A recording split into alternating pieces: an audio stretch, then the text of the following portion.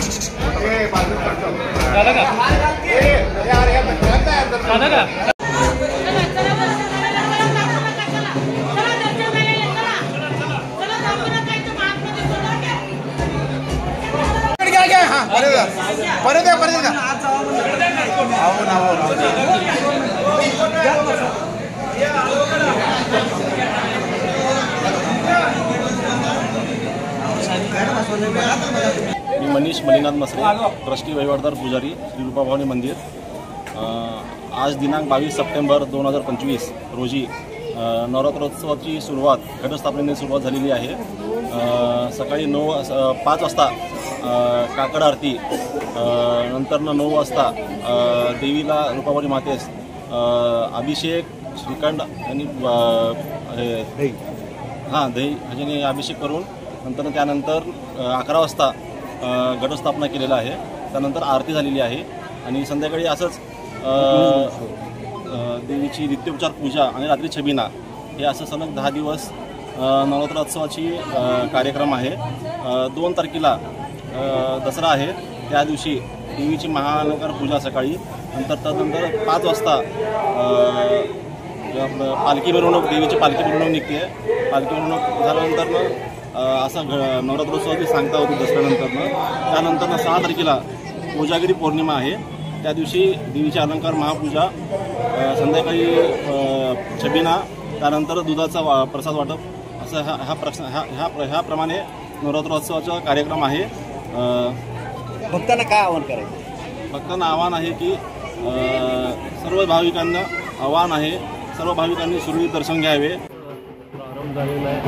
आज आपल्या सोलापूरमध्ये सगळ्यांच्या श्रद्धास्थान असलेल्या रूपाभवानी देवीमध्येही आज घटस्थापना झाली. यंदाच्या वर्षी पाऊस भरपूर आहे.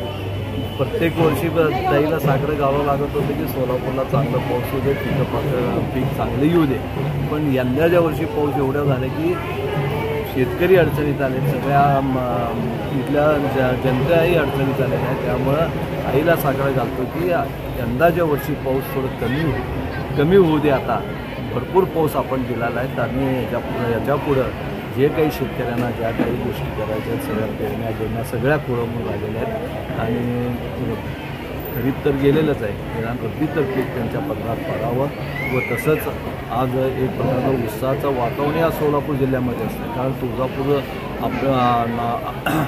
तुळजापूर आईचं देऊळ जवळ असल्यामुळं या सोलापूरमध्ये नवरात्र म्हणजे एक प्रकारचा फार मोठ्या प्रमाणात धार्मिक उत्सव असतो आणि प्रत्येक ठिकाणी देवीची स्थापना होते, प्रत्येक सार्वजनिक ठिकाणी. आणि तिथं नवरात्रीचं धार्मिक ज्या काही 9 दिवस यंदाच्या वर्षी 10 दिवस आलेले 10 दिवस उत्सव केलं जातं आहे आणि यामध्ये सगळे लोक सहभागी होतात आणि एक प्रकारचा धार्मिक आनंदही त्याच्यामध्ये मिळतो. आणि असंच तुम्हा आम्हाला सगळ्यांना सुखी ठेवा एवढंच त्या आईच्या चरणी प्रार्थना.